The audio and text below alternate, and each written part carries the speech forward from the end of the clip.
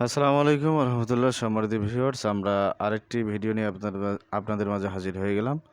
তো এই ভিডিওতে আপনাদেরকে দেখাবো 50 এম্পিয়ার 3.2 ভোল্ট প্রিজমেটিক সেলগুলো। তো আমরা ভোল্টেজ মেপে যদি আপনাদেরকে দেখাই, দেখুন 3.291 ভোল্টেজ মোটামুটি আমাদের ঠিকই আছে।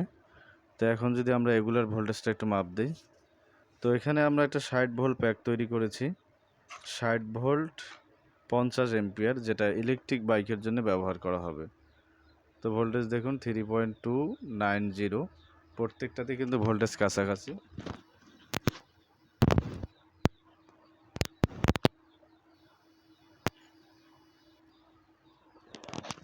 এরপরে আরেকটা যদি আমরা দেখাই,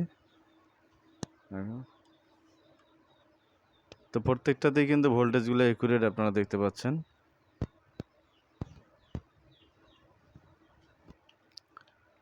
তো এখন সেলগুলো যদি আপনাদেরকে দেখাই, 3.2 ভোল্ট 50 এম্পিয়ার সেলগুলো আপনারা দেখতে পাচ্ছেন, এই যে সেলগুলো। তো আমরা 60 ভোল্ট 50 এম্পিয়ার একটা প্যাক তৈরি করেছি। এই সেলগুলো যদিও 100% নতুন না, এরপরেও নতুনের মতো দেখতে।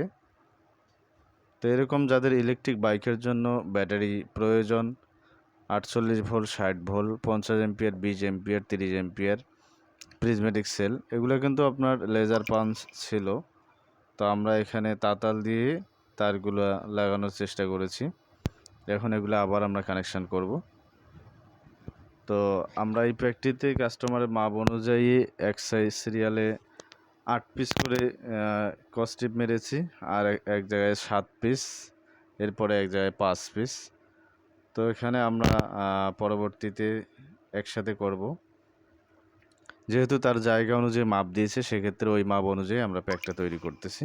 তো আপনাদের যাদের একান্ত প্রয়োজন হবে, অবশ্যই আমাদের দেওয়া নাম্বারে হোয়াটসঅ্যাপ করবেন। আর অযথা নক করে আপনাদের মূল্যবান সময় নষ্ট না করার জন্য বিশেষভাবে বলা হলো। ধন্যবাদ সকলকে। এরপরও যারা 12 ভোল্ট আইপিএস ইউপিএস এবং সোলারের জন্য ইউজ করতে যাচ্ছেন, তারাও আমাদের সাথে যোগাযোগ করতে পারবেন। আমরা 12 ভোল্ট 24 ভোল্ট 36 ভোল্ট 48 ভোল্ট যে কোনো ভোল্টের প্যাক তৈরি করে থাকি। তো আজকের ভিডিওটা এই পর্যন্ত। পরবর্তী ভিডিও দেখার আমন্ত্রণ জানিয়ে ভিডিওটা আজকে এখানেই শেষ করছি। সকলকে ধন্যবাদ। আসসালামু আলাইকুম।